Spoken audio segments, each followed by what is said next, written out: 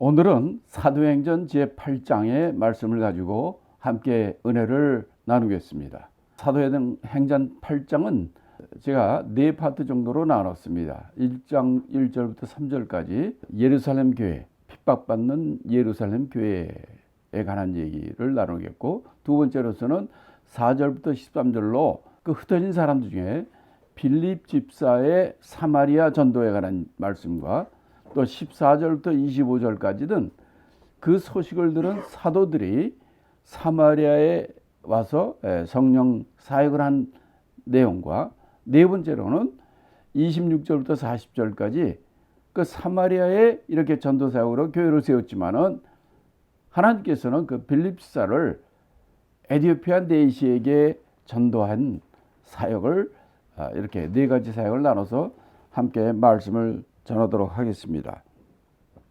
1절부터 3절의 말씀은 예루살렘 교회에 관한 얘기입니다. 1절부터 3절 같이 읽겠습니다. 사울이 그의 죽임당함을 마땅히 여기더라. 그날에 예루살렘에 있는 교회에 큰 핍박이 나서 사도 외에는 다 유다와 사마리아 모든 땅으로 흩어지니라. 경건한 사람들이 스데반을 장사하고 위하여 크게 울더라. 사울이 교회를 잔멸할 때 각 집에 들어가 남녀를 끌어다가 옥에 넘기니라. 우리가 여전 바로 7장에서 어떤 일이 일어났습니까? 스데반 집사의 순교에 관한 얘기였죠. 예루살렘 교회가 120명이 모여서 기도했을 때 이 바로 오순절날 성령이 임함으로 모든 사람이 성령을 받고, 그날에 믿고 세례를 받은 사람이 3,000명이 됐고, 그러면서 그들이 전적으로 성령의 충만함을 받고 그들이 복음을 전하고 모이기를 힘쓰고 하나님께 예배드리고 서로 나누고 사랑을 나누는 이 사역으로 말미암아 예루살렘에 이 교회가 크게 부흥하게 됐고, 그 부흥이 있었지만은 교회에 많은 핍박이 오게 됩니다.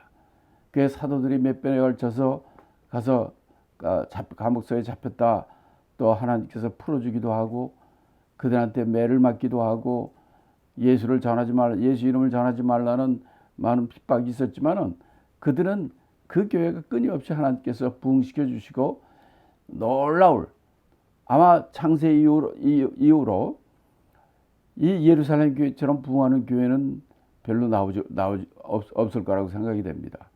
그럴 정도로 예루살렘 교회가 크게 부흥했을 때에 그 예루살렘 교회는 안팎으로 많은 핍박이, 어려움이 있었어요.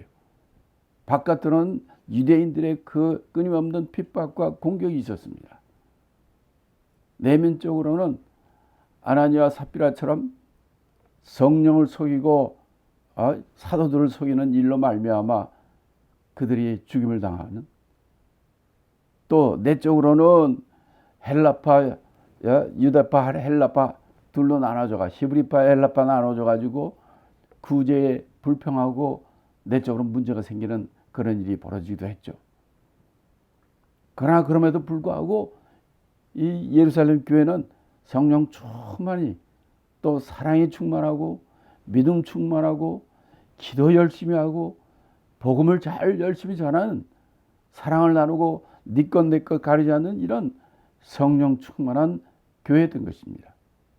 그런데 바로 여전 7장에서 그 7 집사 중에 하나인 스데반 집사가, 그는 교회 구제를 담당하고 교회 일반적인 집사 일을 담당하는 사람이었지만은, 그는 많은 사람들 앞에서 복음을 전하고 이적과 표적, 기사와 표적을 통해서 많은 유대인들을 굴복시키는 놀라운 일을 하게 되므로 그들의 시기함과 그들이 그 스데반을 잡아가지고 그 돌로 쳐 죽이는 그런 장면을 우리가 바로 전장 7장에서 우리가 보게 된 거죠. 자, 그래서 8장 1절에서 뭐라고 합니까? 사울이 그의 죽임당함을 마땅히 여기더라. 이 사울이 이제 바로 전장에서 사울이 처음 등장했죠. 그 돌로 스데반을 쳐 죽일 때 그 사람들이 자기 옷을 스데반 앞에 던져놓고 그들을 죽였다 이렇게 나옵니다. 이 사울이 바로 이 스데반 죽임에 책임을 지고 갖고 있는 사람인 것을 우리가 알 수 있었고, 또 지금 8장 1절에서도 사울이 그의 죽임당을 마땅히 여기더라. 다시 말하면 사울이 스데반이 돌맞아 죽는 그 순교 장면, 그것을 허락하고 그걸 책임을 지는 사람이고, 또 스데반이 돌맞아 죽는 그 모습을 보고 그는 저는 마땅히 하나님부터 죽임을 당하는 것이 마땅하다라고 사울은 여겼다는 겁니다. 그런데 놀라운 것은 그 스데반 혼자 죽는 것이 스데반 죽음 그 하나만의 사건이 아니었어요. 뭐라고 되어 있냐면 1절에 보면 중간에 그날에 예루살렘에 있는 교회에 큰 핍박이 났다. 어느 날? 그날입니다. 스데반이 순교한 그날, 돌에 맞아 죽는 그날에 예루살렘 교회에 큰 핍박이 났다는 거예요. 그래서 어떤 일이 벌어졌습니까? 사도 외에는 다 유다와 사마리아의 모든 땅으로 흩어졌다. 다시 말하면 예루살렘에서 10,000명 이상이 넘는 큰 교회로 성장했지만은 스데반의 순교로 말미암아 그들에게 큰 핍박이 와서 사도 외에는 그 많던 사람들이 다 예루살렘을 떠나게 되는 거죠. 왜? 핍박이 와서 죽임을 당하는 일들이 생기게 되니까 다 떠날 수밖에 없게 됐다는 거예요. 사도 외에는, 사도들은 이 교회의 기초석과 같은 사람이죠. 교회의 대표자죠. 그러니까 사도들은 안 떠난 거예요. 그러나 집사님들과 교회의 모든 지체가 되는 모든 분들은 거기서 예루살렘에 있을 수가 없었어요. 자, 이런 일이 벌어졌을 때 여러분들은 어떤 생각을 하게 됩니까? 아니, 우리가 무슨 죄를 졌다고? 우리는 예수님 하나님을 위해 섬기고 성령에 충만하고 말씀을 배우고 열심히 배우고 말씀대로 살고 예수님의 사랑을 전하고 복음을 전하고 네 것 내 것 할 수 없이 정말 열심히 서로 나누고 기도하고 하나님을 찬양하고 전도하는 그런 일밖에 한 것이 없어요. 그런데 이런 큰 핍박을 당한 것입니다. 여러분들도 그런 일, 세상적으로도 이런 일들이 많이 일어난 것을 여러분이 아실 겁니다. 역사적으로 얘기한다면 2차 세계전 때 독일의 히틀러가 유대인 600만 명 그냥 학살한 대학살 사건이 있지 않습니까? 그들의 대부분 많은 사람들이 유대인들이라 하나님을 섬기는 사람들이죠. 그런데 그 사람들이, 그 수많은 사람들이 다 학살당했습니다.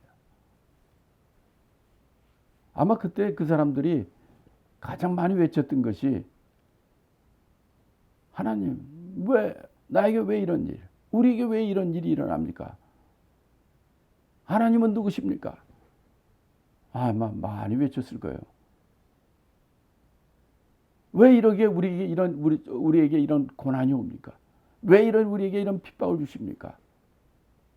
지금 예루살렘 교인들도 아마 그런 심정이 있을지 몰라요.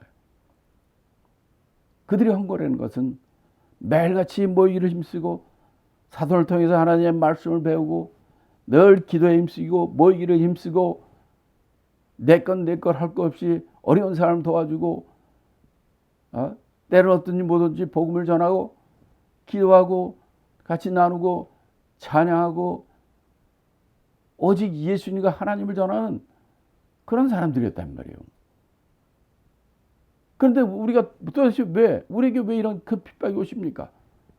많은 사람들도, 우리도 이 세상을 살아보면서 많은 사람들이 계속 끊임없이 갖는 그 의구심, 아니 이해하지 못하는 것들이 의인의 고난입니다.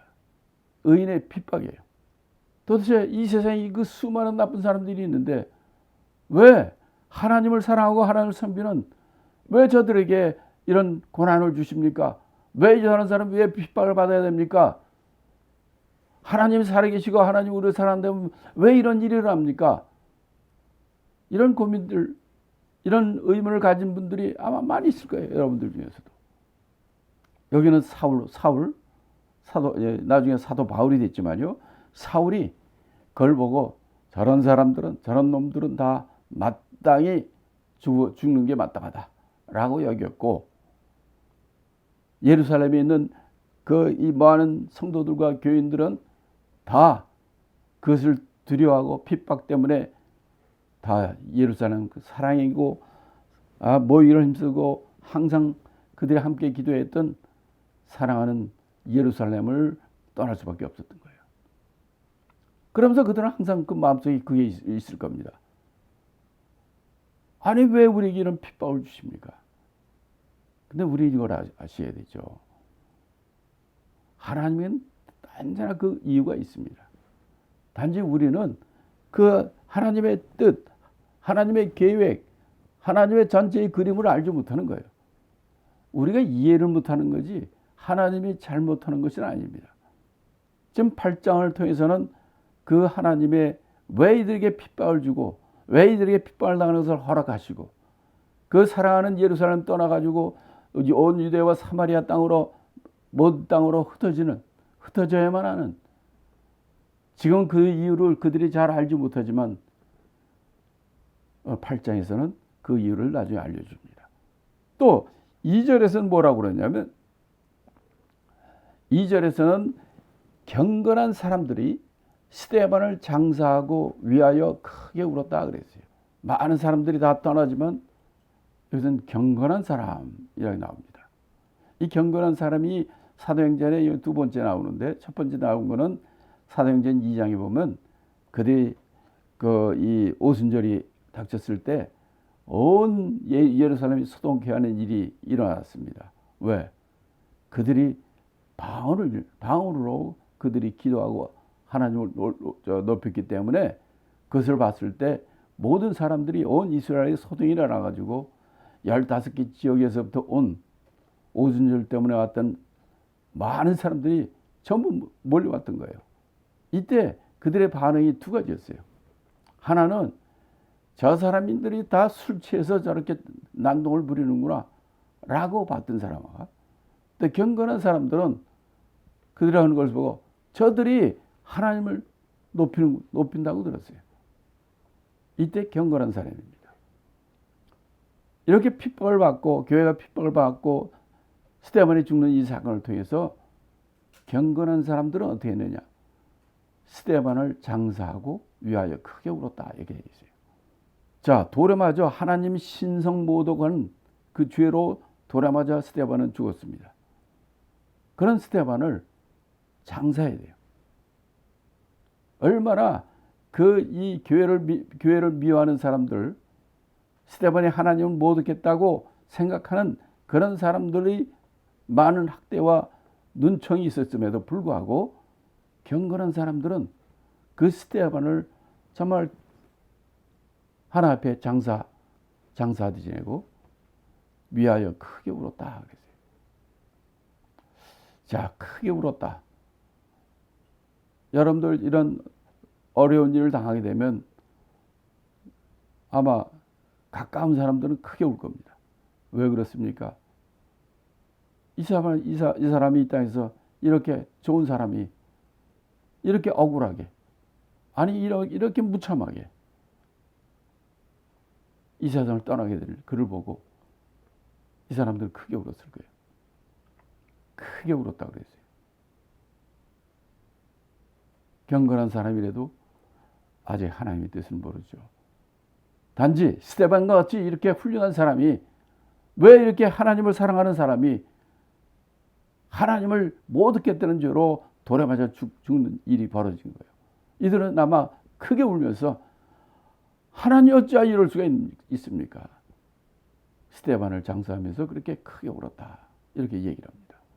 여기서 우리는 우리 일생에 오는 이렇게 큰 핍박, 큰 고난 이런 걸 대하는 바른 태도가 있어야 된다고 생각합니다. 그것은 무엇입니까? 여러분들도 이 땅을 살다 보면은 도대체 나는 이유를 알 수 없는 문제, 당하는 핍박이 있어요. 고난이 있어요. 이해를 못해요. 여러분 주위에서도 저 사람은 정말 법 없이도 살고 저 사람 같은 사람이 없다 했는데 갑자기 죽음을 당한다든지 고난을 당한다든지 그런 일들을 많이 보게 됩니다. 근데 오늘 8장에 여기 2절에 보면 1절에 그에 큰 핍박이 왔다 이렇게 나와 있지만요. 이 8절에 보면 뭐라고 되어 있냐면 그 성에 큰 기쁨이 있더라 이렇게 나와요. 시작은 예루살렘에 큰 핍박이 와서 모든 사람이 크게 울고 다 피해 도망갔지만은 그때는 이유를 알지 못했어요. 근데 8절에 보면 그 성에 큰 기쁨이 있더라 그랬어요. 그건 왜 그러냐? 그 당시는 이유를 몰라요. 큰 핍박이나 고난이나 어려움이 온다는 거예요. 그러나 우리가 이런 일이 있다 할지라도 우리가 끝까지 신뢰하고 붙들고 이겨나가야 될 것은 하나님이 신실하신 분이요. 거기에는 하나님의 큰 뜻이 있고 어떤 고난도 하나님께서는 그걸 피할 길을 주고 감당할 만한 힘을 주십니다. 길을 열어주시는 거예요. 그걸 통해서 하나님이 우리에게 주시는 의미가 있는 겁니다. 그렇지만 그때의 현실은 스데반이 순교하고 교회에 큰 핍박이 오고 사도 외의 모든 사람들은 다 예루살렘 떠나 온 유대와 사마리아 모든 땅으로 흩어지는 거예요. 자기 고향을 떠나고 사랑한 식구들을 떠나서 다 도망가야 되는 거예요. 이때 우리가 꼭 지켜야 될 것은 뭐냐면 절대로 하나님을 원망하지 말아야 됩니다. 거기는 하나님의 귀한 뜻이 있어요. 고난에는 항상 뜻이 있습니다. 단지 우리는 인간이기 때문에 하나님의 그 크신 뜻을 그 당시는 알지 못하고 또 후에는 알게 됩니다. 또 그 당시에는 왜 하나님이 이런 고난을 우리에게 주십니까? 하나님은 왜 그렇게 의로우신 하나님이 왜 저 불의한 자를 용서 안 하고 이렇게 의로운 우리 자녀들 하나님의 자녀들에게 큰 어려움을 고난을 주시고 순교하게 하느냐? 이런 일이 일어나게 되는 거죠. 자, 그 다음에 뭐라고 했냐면 3절에 보면 사울이 교회를 잔멸한다는 거예요. 그날부터 시작을 해가지고 핍박이 와가지고 다 도망가는데 거기에 선봉장이 누구냐? 사울이에요. 스데반을 죽이는데 책임자로 나왔고 또 그것을 보고 마땅히 여기고 그래서 그날부터 사울이 교회를 잔멸하는 거예요. 교회. 예루살렘에 몇만 명이 넘는 그런 큰 교회로 성장했지만 그래서 각 믿는 사람들이 집에 들어가서 끌어다가 오게 남겼다는 거예요. 이야, 이러니 진짜 하나님이 살아계시다면 어찌 이런 일이 일어나겠습니까 하고 모두를 의아해 했을 겁니다. 그러나 우리는 잊지 말아야 됩니다. 어떤 우리에게 고난이 오고 핍박이 오고 어려움이 온다 할지라도 거기에는 하나님의 귀한 뜻이 있다는 걸 잊지 마셔야 돼요. 그리고 아무리 큰 고난이 온다 해도 그 고난을 하나님께서는 다 알고 계세요. 보고 계세요. 거기에는 목적이 있고 또 설사 우리가 그 목적을 모른다 할지라도 그 고난은 우리가 감당할 만한 고난입니다. 이게 특징이에요. 감당치 못할 때는 피할 길을 주시는 것이 하나님이 우리가 알지 못하는 우리가 의아해하는 아니 저렇게 사랑과 은혜가 넘으시고 의로우신 하나님이 어찌 저 불의자를 심판하지 않고 이렇게 하나님을 사랑한 자에게 이런 어려움과 핍박을 주십니까? 라고 그런 생각이 나오고 그런 말이 한다 할지라도 우리는 무조건 하나님의 말씀에 순종하고 이 고난에는 항상 성경에 나오는 건요. 그 고난에는 뜻이 있고 고난은 나중에 축복이 됩니다. 그리고 그 고난이 와서 우리가 순교하고 죽는다 할지라도 그것은 축복이 됩니다. 왜냐하면 우리는 이것을 잊지 말아야 돼요. 우리가 이 사는 세상이 마지막이라고 생각하는 사람에게는 이해 잘 안 되죠. 아유, 죽으면 망했다. 죽으면 끝이다. 라고 생각하지만 성경은 뭐를 얘기해 주십니까? 죽는 것은 누구에게나 있는 것이고 그 외에는 심판이 있다는 거예요. 그 외에는 천국과 지옥이 있는 것입니다. 그렇기 때문에 믿는 자가 설사 이 땅에 죽는다 할지라도 그런 큰 고난의 핍박이 온다 할지라도 그것은 하나님 나라의 축복의 시작입니다. 또 만약 죽지 않을 정도의 고난과 핍박이 온다 하면 거기에는 분명히 하나님의 크신 뜻이 있습니다. 그걸 통해서 하나님이 큰 상을 주시든지 더 크게 그걸 통해서 하나님이 우리에게 주시고자 하는 큰 뜻이 있어요. 그러니까 지금 예루살렘 교회가 좀 7장까지, 지금 8장인데 7장까지는 참 엄청나게 성장하고 하나님이 같이 했어요. 예루살렘 교회는 정말 성령의 마음으로 성령 충만한 교회가 되고 늘 사도의 말씀을 받는 하나님의 말씀 중심의 교회예요. 늘 기도하는 교회예요. 늘 사랑이 넘치는 교회예요. 때로 어떤지 모두 복음을 전하는 교회예요. 내 것 네 것 없이 서로 도와가면서 이 땅에서 하늘나라를 보여주는 정말 이 땅에 있을 수 없는 그런 교회가 예루살렘 교회였어요. 아니 그런데 어찌 스데반 집사 같은 사람이 죽음을 당하고 그날부터 예루살렘 교회에 큰 핍박이 오고 그래서 사도회에는 모든 사람이 다 유다와 사마리아 모든 땅으로 흩어지는 예루살렘 교회 망한 거죠. 한마디로. 어찌 이런 일이 일어납니까? 지금까지 제가 말한 그런 관점에서 보면은 그 말이 이게 하나님이 옳지 않아요. 도대체 하나님이 왜 이렇게 할까? 그런 생각이 들지 모르지만은 예루살렘 교회는요. 성령 충만, 말씀 충만, 기도 충만, 사랑 충만 정말 퍼펙트한 교회로 보이지만은 가장 큰 것 하나를 이들이 잊어버렸습니다. 예수님께서 뭐라고 말씀하셨습니까? 하나님이 약속하신 성령이 임할 때까지는 이 교회를 떠나지 말라 그랬어요.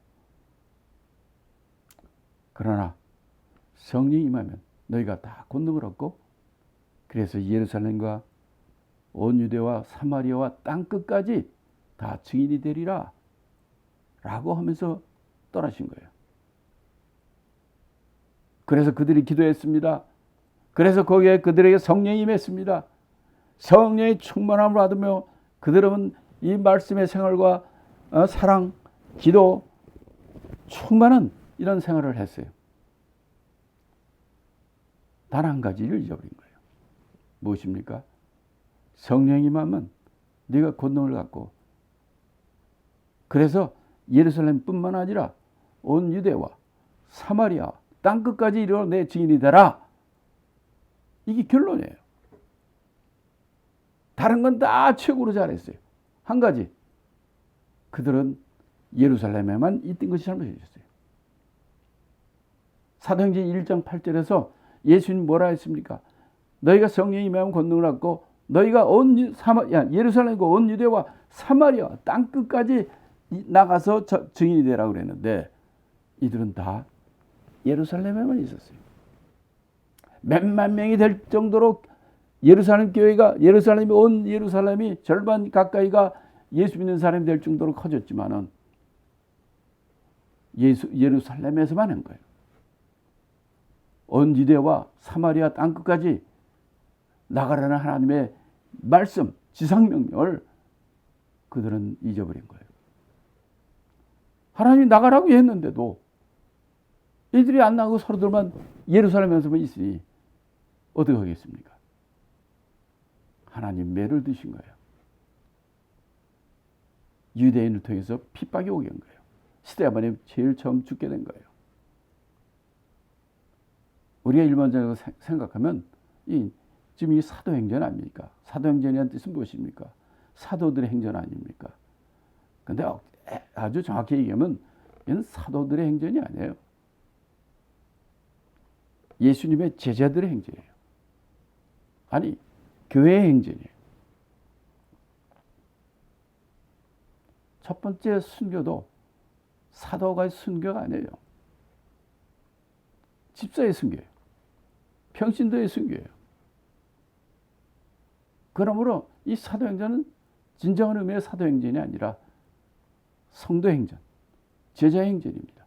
교회행전입니다.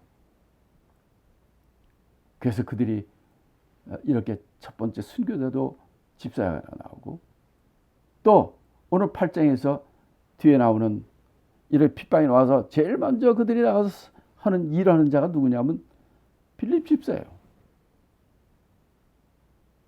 그래서 이 땅끝까지 이 무명의 예수님의 제자들 성도들이 나가서 땅까지 복음을 증거하는 일이 일어난 거예요.